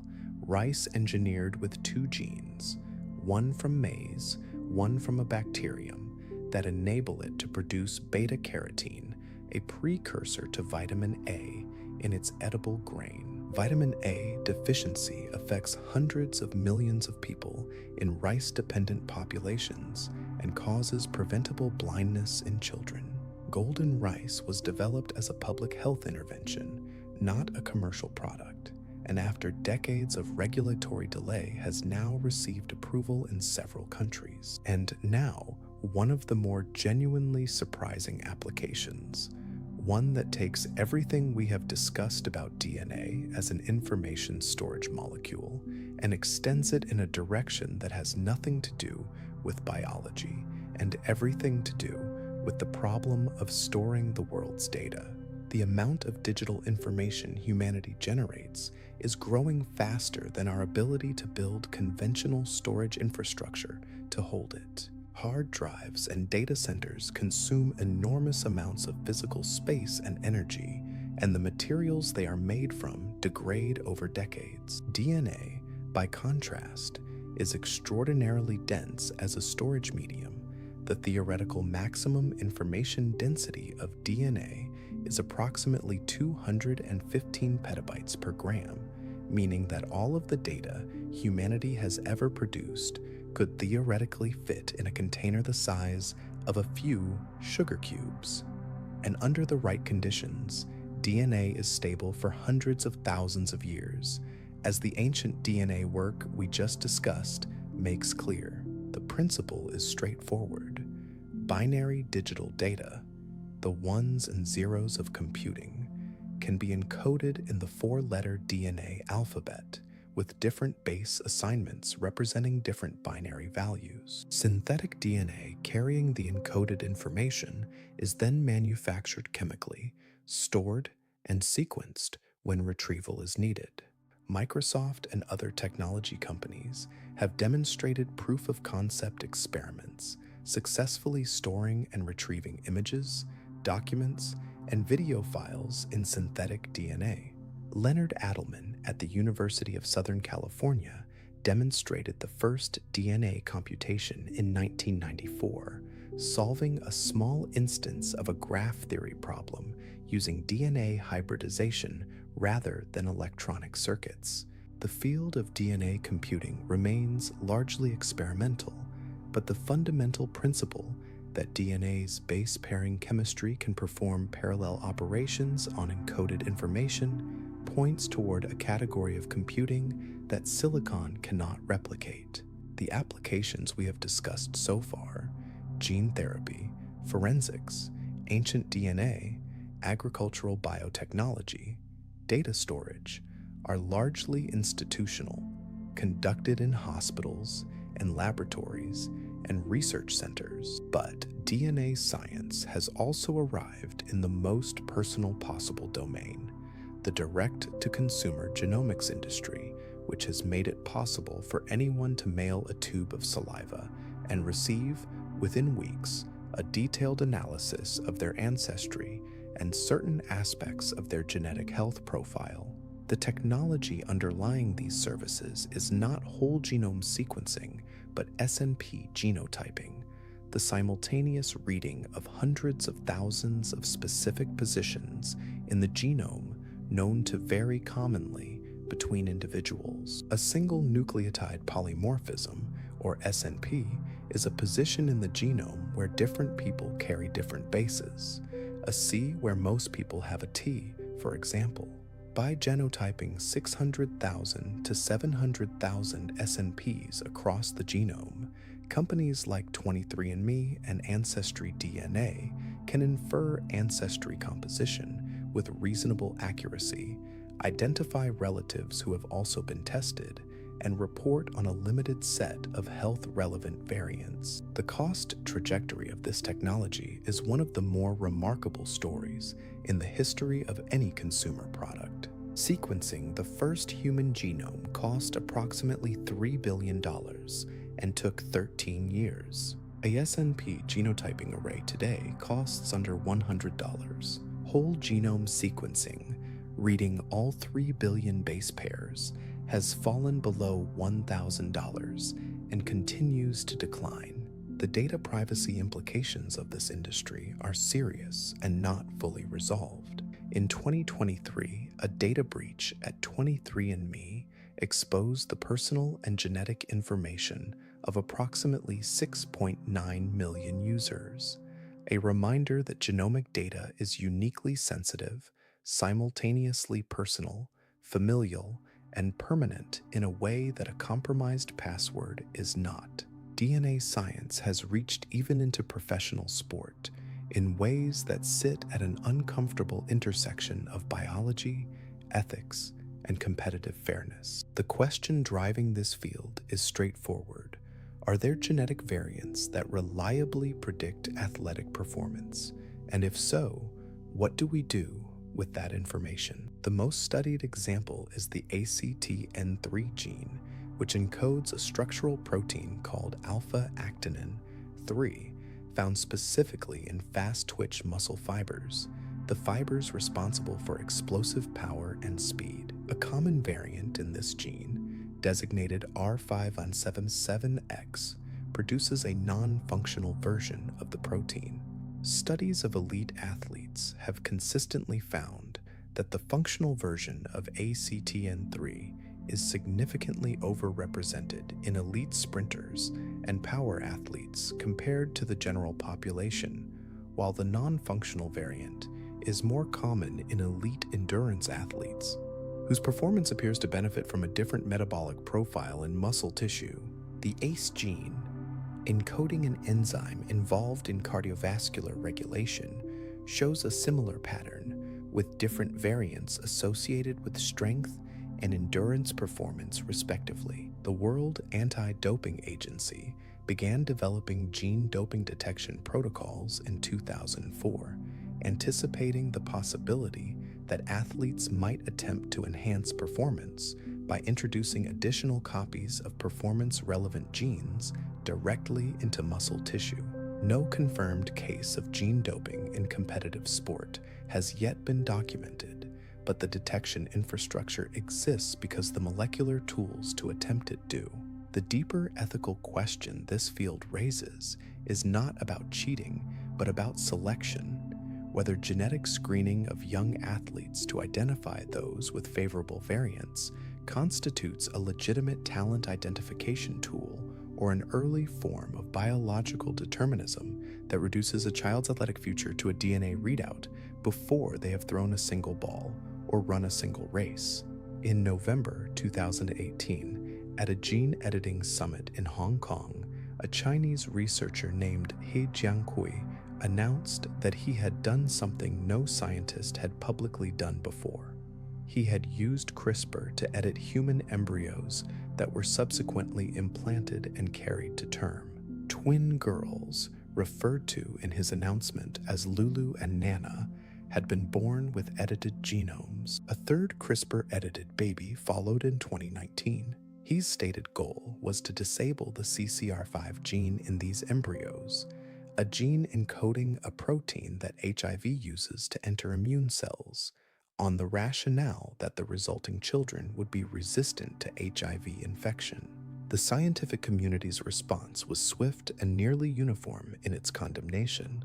The problems were multiple and serious. The CCR5 deletion he attempted does not confer complete HIV resistance and is associated with increased susceptibility to other infections, including West Nile virus. The editing was performed on embryos whose future persons could not consent to permanent, heritable genetic modification. The edits were incompletely verified. The possibility of off-target cuts elsewhere in the genome was not adequately ruled out, and the decision to proceed was made unilaterally, outside any established regulatory framework, without the broader scientific and societal deliberation that a step of this magnitude required. He Jiankui was sentenced to 3 years in prison by a Chinese court in 2019. The international scientific community called for a moratorium on heritable human genome editing, pending the development of appropriate governance frameworks. Those frameworks are still being developed, and the edited children, now school-aged, carry in every cell of their bodies a permanent molecular alteration whose full consequences remain unknown. The question He Jiankui forced into the open is one that DNA science will not be able to avoid indefinitely. Who decides what counts as a disease to be corrected, what counts as a trait to be enhanced, and who has the authority to make heritable changes to the human germline on behalf of people who do not yet exist? He Jiankui pushed a boundary that the scientific community is still working to define, and as that conversation continues, the tools themselves keep advancing, becoming more precise, more versatile, and more capable of intervening in biology at levels that were not accessible even 5 years ago. Let's talk about where the science actually stands right now, in 2026, at the frontier of what is known and what is becoming possible. The most significant recent milestone in genomics was not a therapy, but a map. In 2022, the Telomere to Telomere Consortium published the first truly complete sequence of the human genome, filling in approximately 200 million base pairs that had been missing from the 2003 Human Genome Project reference sequence, mostly in the highly repetitive regions near chromosome centers and ends that earlier sequencing technology couldn't resolve. The complete sequence revealed thousands of previously unknown genes and regulatory elements, and it provided a more accurate reference for identifying disease-associated variants in regions that had previously been invisible to analysis. At the therapeutic level, the approval of Casgevy in late 2023 marked a genuine inflection point, the moment when CRISPR moved from a laboratory tool to an approved clinical intervention. But the next generation of editing tools has already moved beyond the cut and repair approach that Casgevy uses toward methods that are more precise, less disruptive, and in some cases entirely non-destructive to the DNA sequence itself. The tools for reading and editing DNA have advanced dramatically over the past decade, but the limiting factor in genomic medicine has never been purely the ability to generate data. It has been the ability to interpret it. A whole genome sequence produces 3 billion data points. Understanding what those data points mean, which variants matter, which are benign, how combinations of variants interact across biological networks, is a problem of interpretation at a scale that exceeds what human analysis alone can manage. That is where artificial intelligence has entered the picture, and where the convergence of genomics and machine learning is producing results that were not achievable by either field alone. The most dramatic demonstration of this convergence was AlphaFold, developed by DeepMind and released in 2021.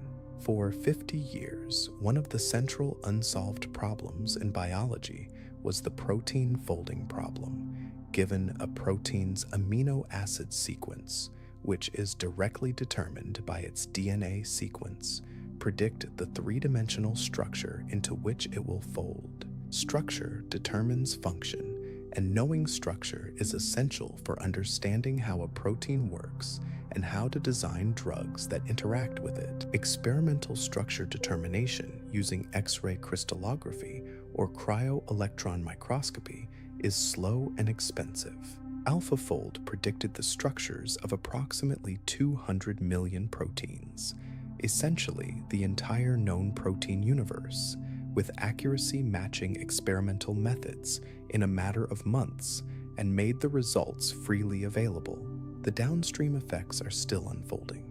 Drug discovery programs that previously spent years determining the structure of a target protein can now retrieve a predicted structure in seconds. Researchers studying rare genetic diseases caused by protein misfolding can immediately visualize the structural consequence of a mutation. The barrier between DNA sequence and functional understanding has been dramatically lowered. Beyond structure prediction, machine learning models trained on large genomic datasets are now used routinely to predict the functional consequences of genetic variants, distinguishing mutations likely to cause disease from the vast background of neutral variation in the genome. AI-designed guide RNAs for CRISPR reduce off-target cutting rates. Foundation models trained on entire genome sequences are beginning to develop predictive capabilities for gene expression, chromatin accessibility, and regulatory element activity that go beyond what any single experimental dataset could reveal. All of these advances, complete genome sequencing, CRISPR editing, AlphaFold structure prediction, AI variant interpretation, have brought biology to a position of extraordinary power relative to where it stood even 10 years ago. And yet, the biggest question in molecular biology remains substantially open, and it is the question that has been quietly accumulating importance throughout everything we have discussed tonight. How does gene regulation actually work? Precisely, predictably, completely, across the full complexity of a living organism. We know that enhancers are regulatory DNA sequences that can activate genes from enormous distances, sometimes millions of base pairs away from the gene they control, making physical contact through the three-dimensional looping of chromatin in the nucleus. We know that the genome is organized into topologically associating domains, regions that preferentially interact with each other in three-dimensional space, creating regulatory neighborhoods that determine which enhancers can communicate with which genes. We know that disruptions in these three-dimensional organizational boundaries can cause disease by bringing an enhancer into contact with a gene it normally never touches. What we cannot yet do is look at a non-coding DNA sequence and reliably predict its regulatory function, its target gene, the cell types in which it is active, and the consequences of mutating it. The ENCODE project and its successors have mapped enormous amounts of regulatory activity across hundreds of cell types, but the grammar of gene regulation, the rules by which enhancer sequences specify their targets, their timing, and their magnitude of effect, remains incompletely understood. This matters enormously for medicine. The majority of genetic variants associated with common diseases in genome-wide association studies fall not in protein coding sequences, but in non-coding regulatory regions, meaning that most of the genetic architecture of heart disease, cancer, diabetes, and neurological conditions is encoded in a part of the genome whose language we are still learning to read. Think about the line of people whose work brought us to this point. Hippocrates, on his island in the Aegean, proposing that something material must carry the instructions of heredity, wrong about the mechanism, right about the impulse, 24 centuries ahead of the tools that would vindicate the question, if not the answer. Mendel, counting peas in a monastery garden while the world looked elsewhere, finding the mathematical laws of inheritance that would only be recognized after his death. Miescher, extracting a strange phosphorus-rich substance from surgical bandages and not quite knowing what he had found. Franklin, producing the clearest image ever taken of the double helix and not living to see her contribution acknowledged by the institution that awarded prizes to the men who used her data. Watson and Crick, building their model from wire and tin plate in a Cambridge office, proposing a structure so elegant that it explained storage and copying and repair in a single image. Nirenberg, feeding synthetic RNA into a cell-free system and reading the first word of the genetic dictionary. Sanger, sequencing the first genome with a technique so reliable it remained in clinical use for nearly half a century. Mullis, on a California highway at night, imagining exponential amplification. Dudena and Charpentier, recognizing in a bacterial immune system the most precise molecular editing tool ever placed in human hands. Each of them handed something forward. Each of them answered one question and opened three more.